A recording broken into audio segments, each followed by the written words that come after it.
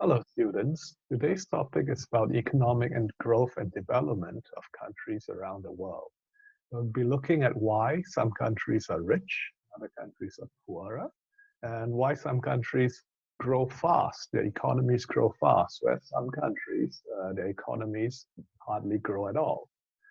So economic growth has really changed people's lifestyles, living standards over the last few hundred years. If you go back 300 years, even in developed countries, people's lives were not as good as they are today. People didn't live as long; they had much shorter life expectancy. The majority of the people couldn't read or write, and literacy rates were low. If you're born, you're most likely die in childhood, actually. And most people, even adults, travel very little. You were just born in a town, grew up there, died there. You didn't see much of the world because traveling was very difficult. And as for entertainment, if you were literate, you could read a book, but books were expensive. And there's not really much else to do. There's theater. Theater is expensive too. There's no cinema, movies, internet, what we enjoy today. So economic growth has really changed people's lifestyles and has improved people's lives. Now, a lot of that can be attributed to technological progress. But as we'll see today, technological progress is not by itself enough to explain economic growth. So we'll be building a model of economic growth to answer the questions of why do some countries grow faster and some more slowly? Why are some countries rich and other countries poor? Now, this chart here shows people's satisfaction with their lives and GDP per capita. And we can see that as GDP per capita rises, people's satisfaction, life satisfaction increases. They feel better about themselves, they enjoy their lives more. And they've got a lot more stuff to eat, to do, to consume. The chart on the right is the same, except we're using a log scale here. And economists often use a log scale when the variables, the meaningful changes in the variables are not nominal changes, rather they are doublings. So for income, a doubling of income, let's say from 500 to 1,000, is just as meaningful as a doubling of income from, let's say, 5,000 to 10,000, or from 10,000 to 20,000. Each doubling is just as meaningful for the person experiencing that doubling. And so when that's the case, log scale will show that those changes much better. As you can see, the log scale here shows us a near linear, log linear graph of people's life satisfaction. Now, if we look at incomes and growth rates around the world, we can see that incomes vary by a lot. We have very rich countries and also very poor countries. The gap between rich and poor countries can be tenfold, 50-fold differences. Also, growth rates vary around the world as well, but they vary less. Some countries they, don't grow at all, even with negative growth. And then 5% growth rates are pretty decent. Very fast-growing countries will grow at maybe 10% a year. That's the maximum that we've experienced so far, around 10% a year. Now, this figure for China up here, 5.6%, this is for the figure between, this for the growth rate on average between 1960 and 2004. If this time period was truncated to 1985 to 2004, then the growth for that period will be closer to 10%. So to understand why some countries are rich and some countries are poor, let's first reflect on what it means to be rich, a rich country, living in a rich country, and what it means to be living in a poor country. So here is a family from a rich country, the United Kingdom. And they are standing in front of their home with their belongings laid out behind them. And so this typical developed country, real GDP per capita about 30,000 is US dollars per person per year. Life expectancy about 80 years, and adult literacy rates nearly 100%, 99% so literacy. So this is a typical family in a developed country. Now, most countries around the world are not this rich. Most countries around the world are what we call middle income countries. And this is from Mexico. This is a family, again, in front of their house with their belongings behind them. So most countries around the world have incomes nearer this, nearer down. Mexico, it's about 10,000 US dollars per person per year, rather than 30 or 40,000 in developed countries. Life expectancy is still pretty high, about 75 years instead of 80. And literacy rates high, but not near 100% or 90%. So in most countries around the world are similar to this. Unfortunately, some countries are poor. They are nearly undeveloped. So this is Mali, one of the poorest countries in the world. GDP per capita about 1,000 per year. Life expectancy 40 years. There's a lot of especially child mortality is high. This brings down life expectancy. And the literacy rates a little bit less than half. Now, when you look at this picture, you might think that this is just unusual, right? Actually, it's true today. Most countries are not like this. But if you go back in time to, let's say, 300, 400 years ago, this would have been typical for almost all families in all countries around the world. So if you went to China 500 years ago, people would live lives similar to what people are living like in Mali today. You have a farmer standing in front of their house and their possessions. They did not have much more than this. Their GDP per capita and life expectancy is similar. If you went to, let's say, a farmhouse in Europe, they would have thicker clothes because it gets cold, but their living standards would also not be that different. And if you went to India, people would have been living like this as well. In Philippines, in Malaysia, what is Malaysia today? People they would all have been living lives similar to this. So actually, the question about economic growth is not so much why are some countries poor and why are some countries rich. It's more like why did some countries remain poor, whereas other countries became rich over time. There are going to be some people who believe that, oh, it's all down to genetics. Oh, these are white people. White people are smarter. They're harder working. And, these are black people. So, they're not very hardworking, not very smart. So that's why they're poor. But 500 years ago, white, brown, black people, they were all living the same way. And I also want you to think of a thought experiment. Suppose that one of the children from this family here was kidnapped when they were 6 months old, a baby. And they were given to this family to bring up in this country. When they grow up, do you think that their income is going to be closer to be 1,000 per year? Or is their income going to be closer to 30,000 per year? Or going in the other direction? A baby from this family was adopted when he was a few months old and brought to England and raised by this family. They went to school in England, they got a job in England, an adult now, 30 years old. Would their income be closer to 30,000 a year or closer to 1,000 a year? Now, I think you'll agree with me that with this sort of thought experiment, we can see that if a baby from this family brought up to England will probably have an income close to 30,000 a year, and a baby from this family kidnapped and brought to Mali would have an income closer to 1,000 a year.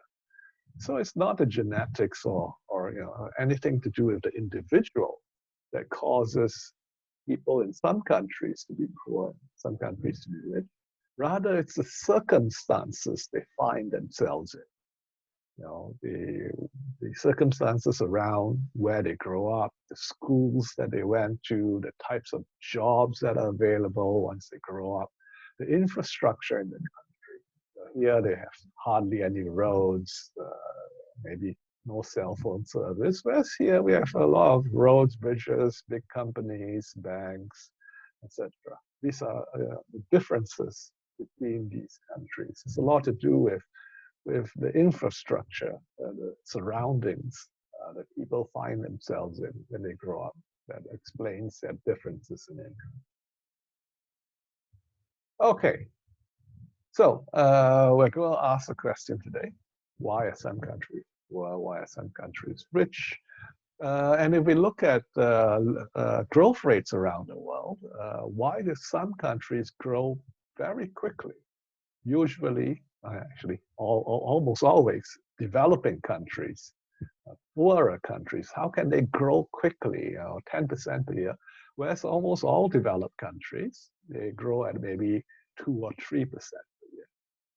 But it's not enough to be a poor country. A poor country grows quickly. It's true that all the fast-growing countries are poorer, but some poor countries don't grow at all. So why are some countries seemingly stuck in poverty if their economy doesn't develop?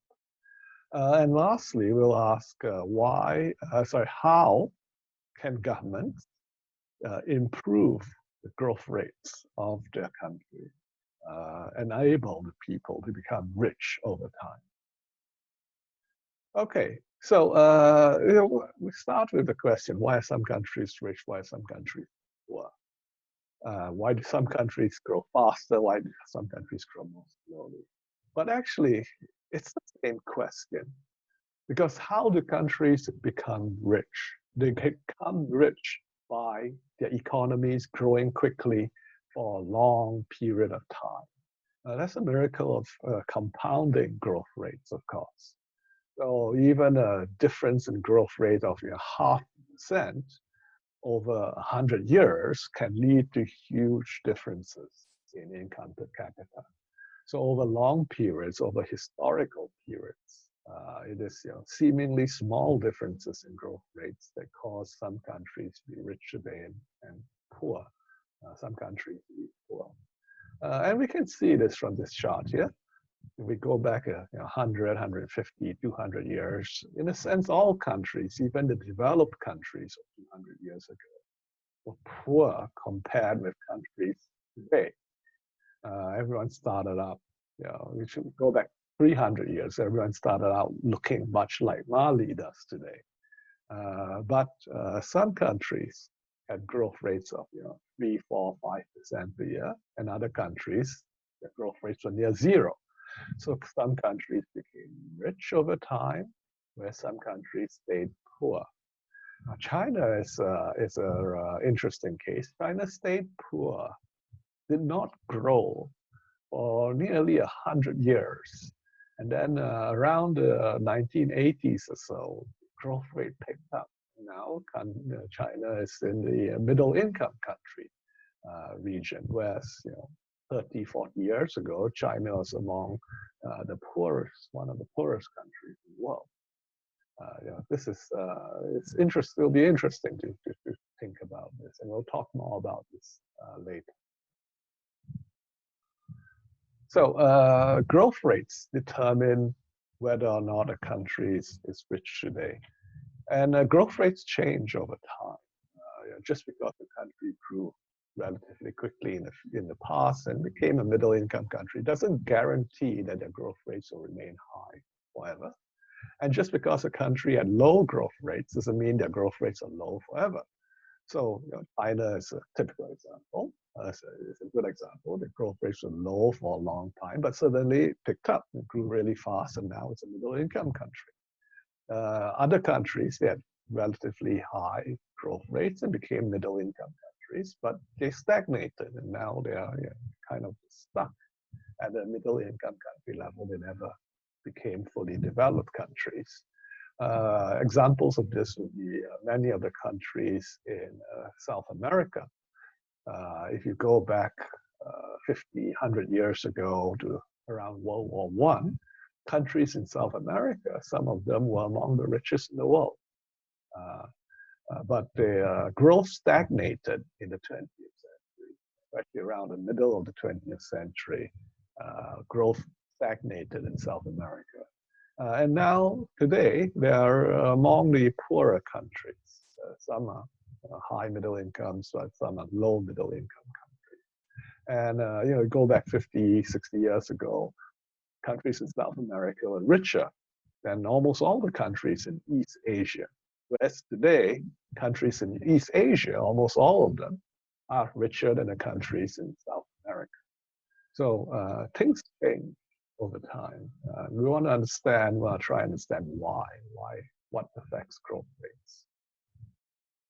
All right, so especially we want to think about China.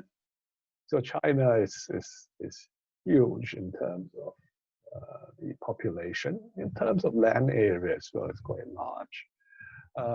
And as far as production goes, China's production is quite large. We are the largest producer of coal, steel in the world, largest consumer of raw materials.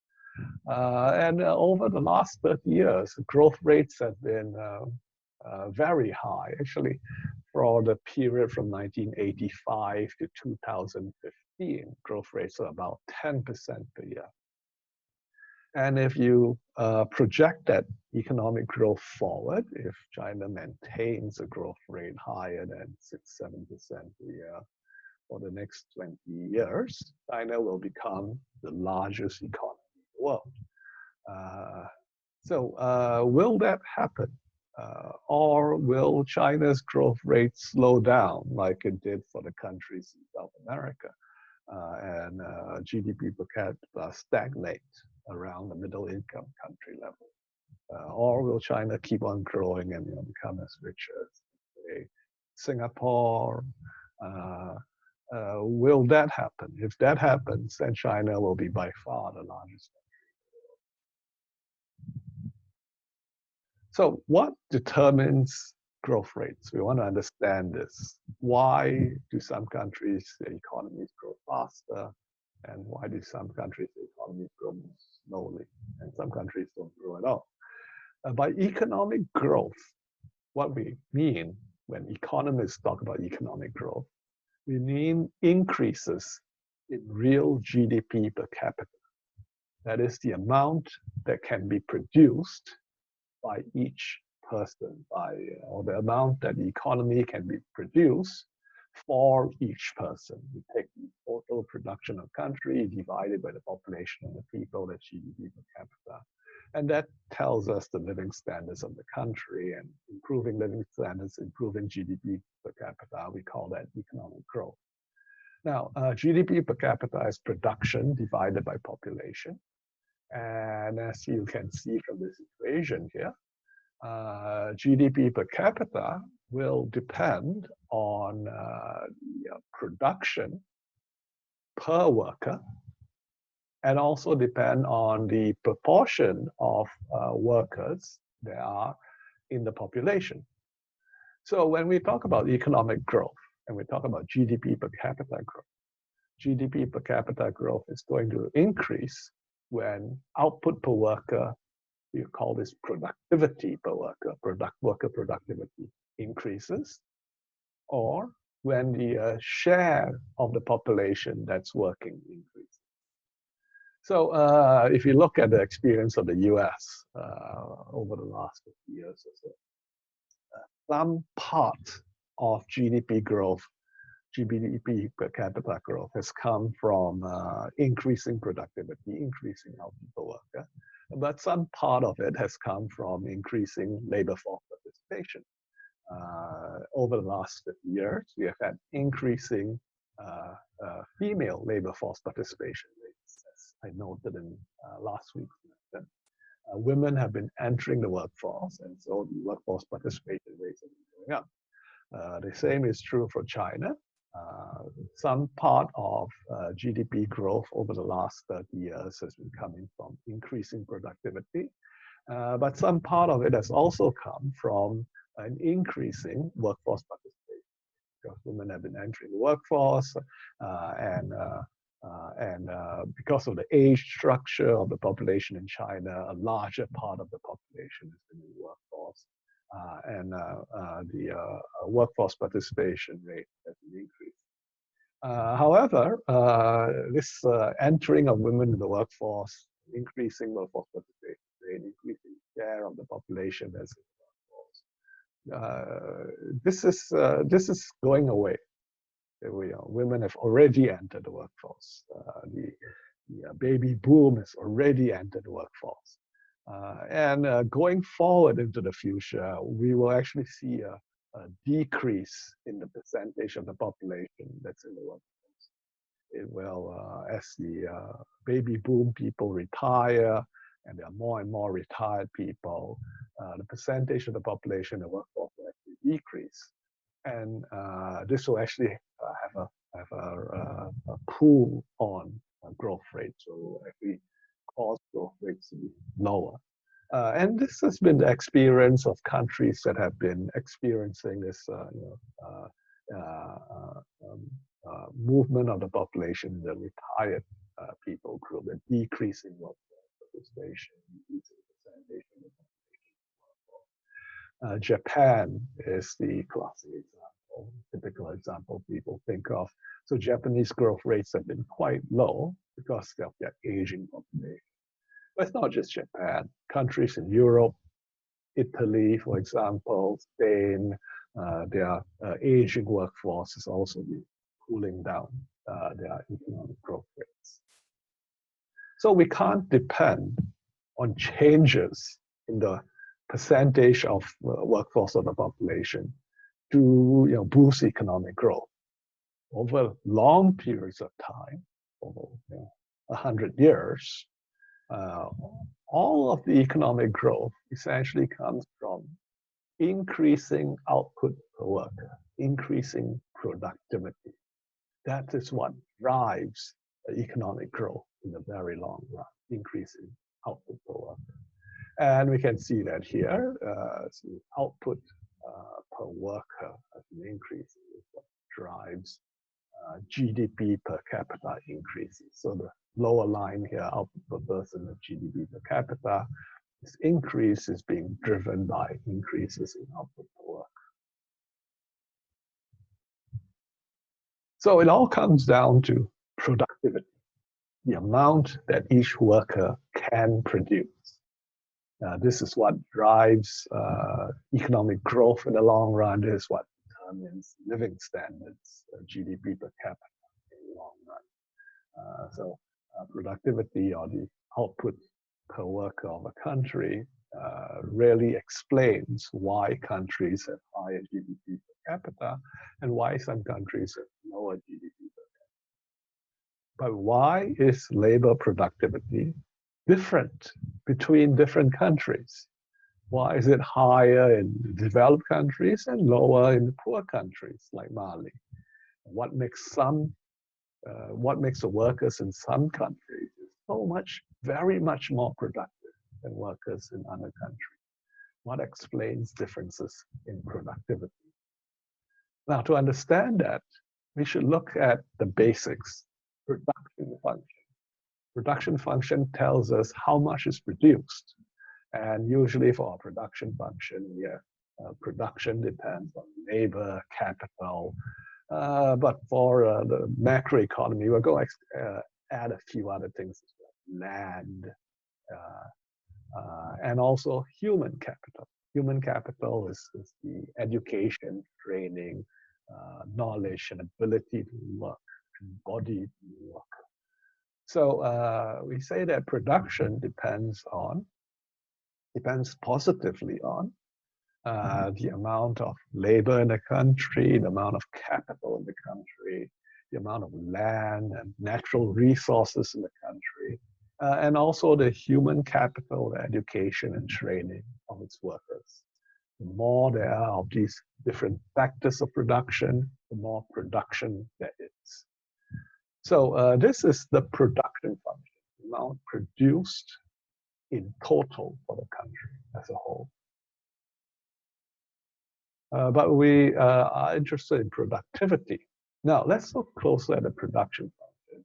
And how do we go from that production function to the productivity function?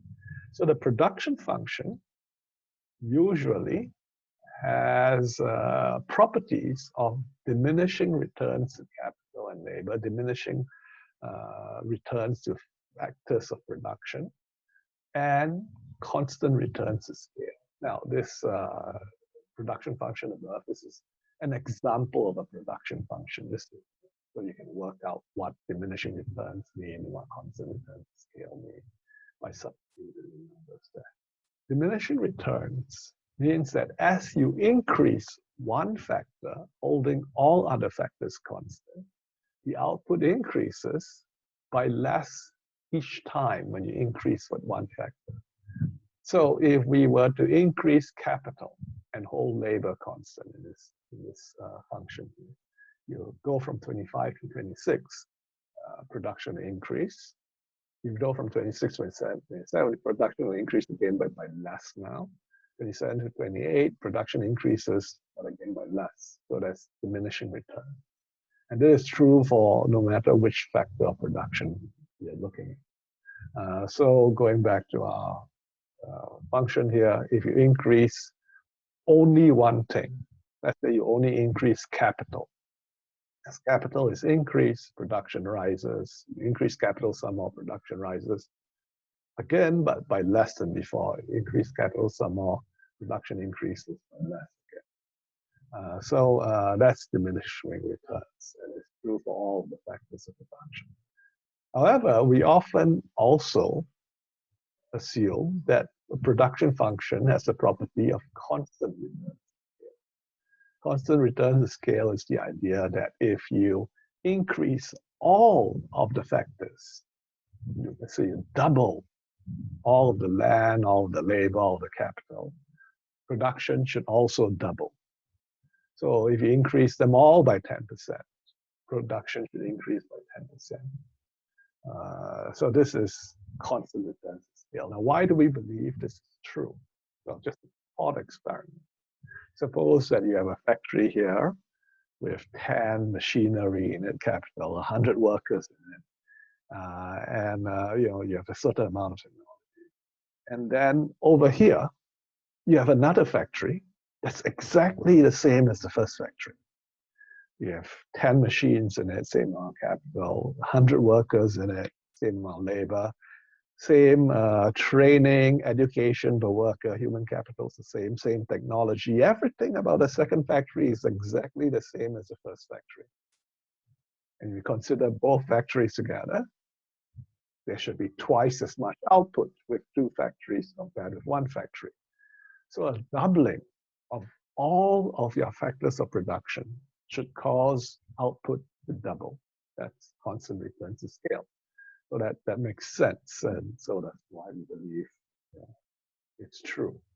Now, so if you multiply all of the factors of production by some number, then the output should be multiplied by the same number. That's constant returns to scale. Now we can exploit this property of production functions to go from a production function to the productivity function. So what's a productivity?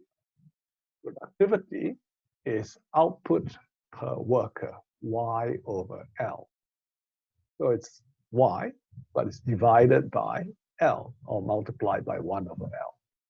Now, from our constant returns to scale property, we know that if you multiply all of the inside, all of the factors of production by 1 over L, then the outside will also be multiplied by 1 over L, and we get our productivity function. So we have that productivity from our production function. Productivity is going to depend on technology, human capital per worker, the amount of education and training per worker, capital per worker, or what we call the capital labor ratio, and land and other natural resources per worker. What about labor? Well, previously we were looking at total production. The more labor there is, the more production there is. But when we look at productivity, we get L multiplied by 1 over L, it cancels out, becomes 1. 1 is a constant term, we can essentially ignore it. And so that disappears. So essentially it's saying that an increase in labor, holding all the other things constant, holding all the other things like capital labor ratio, human capital per worker, technology, land and natural resources per worker, holding that constant, the number of workers increasing doesn't affect productivity. So essentially we can ignore it. So the productivity function only has human capital per worker, the capital work labor ratio, natural resources per worker in it. It doesn't have labor in it anymore. It drops out. Okay, so this function here is actually going to tell us the whole story about productivity. Productivity depends on the amount of training and education per worker, capital labor ratio, land and natural resources, and technology. That's what we call aim. It's going to depend on these things. So when we look at a rich country, say the US, versus a poor country, let's say Bangladesh, US labor productivity is 100 times that of Bangladesh. US output per worker, income per GDP per capita, 100 times that of Bangladesh. How can it be so much higher? Going back to thinking about a productivity function, it's because the US has much higher human capital per worker. They have more training per worker, education per worker, years of schooling per worker, better quality of education. So each worker is a better worker. You take a worker in the US and they are going to be much more educated and much better training than a typical worker in Bangladesh. That's part of it. Also, you have a higher capital labor ratio. So there's a lot more capital per worker in the US compared with Bangladesh. So you have a lot more factories, machinery, but apart from just firms' physical capital, you also have more infrastructure, roads, bridges, telecommunication systems, post office, telephone lines, internet. All of this capital, physical capital, both private as well as the government supplied capital, it's much higher in the US compared to Bangladesh. So that's higher capital per worker, capital labor ratio. Also, Bangladesh is very crowded, a lot of people in relatively little land. So American farmers, their farms are huge. One family might have 500 acres, whereas in Bangladesh, one family might have half an acre of land. So this amount of natural resources and land per worker mean that the US is much more productive per worker compared to Bangladesh, because there's so much less land and less productive land in Bangladesh compared to the US. And also there's technology. US has access to greatest universities, best technologies, and compared to Bangladesh, their production technologies are higher. And some things that are not obvious from the production function. The political and legal environments, you can think of that as partly as technology as well, mean that the institutional infrastructure is better in the US compared to Bangladesh. And this allows firms to be more productive.